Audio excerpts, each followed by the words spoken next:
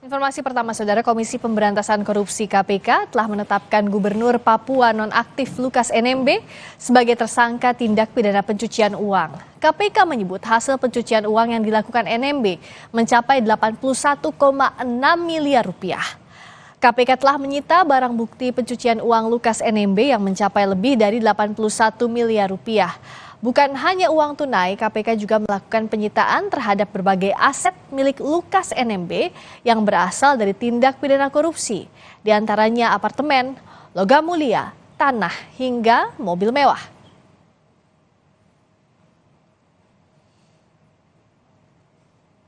Uang tunai, yang pertama uang tunai senilai 81 miliar 628.693.000 rupiah. Yang kedua, uang senilai 5.100 dolar Amerika. Yang ketiga, uang senilai 26.300 dolar Singapura. Yang keempat, 1 unit apartemen di Jakarta senilai 2 miliar. Yang kelima, sebidang tanah dengan luas 1.525 meter persegi, beserta bangunan di atasnya terdiri dari Hotel Grand Royal Angkasa, bangunan dapur, dan bangunan lain yang terletak di Jayapura senilai 40 miliar. Yang keenam, 1 bidang tanah berikut bangunan rumah tinggal di Jakarta senilai 5.380.000.000. Lukas NMB diduga melakukan tindak pidana pencucian uang sebesar 81 miliar rupiah lebih. Komisi Pemberantasan Korupsi atau KPK juga menyita aset, diantaranya logam mulia, aset tanah, hingga mobil mewah. Gubernur Papua nonaktif Lukas NMB juga tengah menjalani sidang terkait dugaan kasus suap dengan total 45,8 miliar rupiah dan dugaan kasus gratifikasi mencapai 1 miliar rupiah. Gubernur Papua nonaktif Lukas NMB telah ditetapkan sebagai tersangka tindak pidana kasus pencucian uang atau TPPU.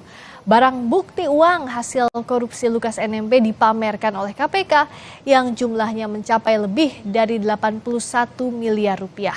Hal apa saja yang diungkap KPK dalam kasus ini?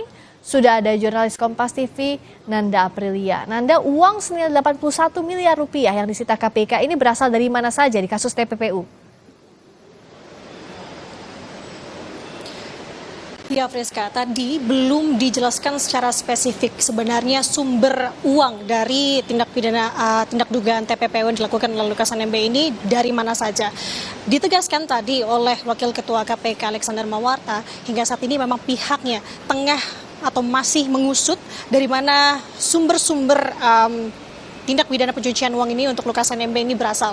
Karena informasinya hingga saat ini pihak KPK pun juga tengah bekerja sama dengan otoritas terkait di Singapura karena ada dugaan bahwa tindak pidana pencucian uang ini mengalir sampai dengan keluar negeri, salah satu negara adalah Singapura. Tadi juga dijelaskan di preskon KPK yang diselenggarakan pada sore hari tadi, di mana barang bukti tersebut pun dipaparkan ada uang senilai 81,6 miliar rupiah yang diperlihatkan oleh pihak KPK yang sudah berhasil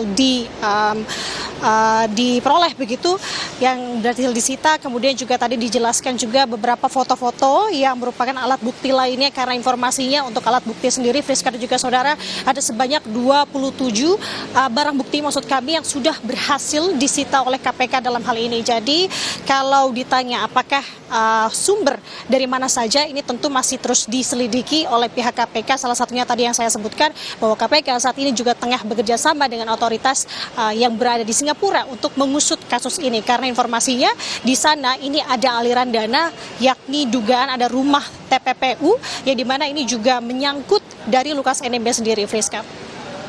Nanda Aprilia langsung dari gedung KPK Jakarta. Masih ditelusuri dari mana saja uang 81 miliar rupiah lebih di kasus tindak pidana pencucian uang Lukas NMB. Terima kasih, Nanda. Saudara.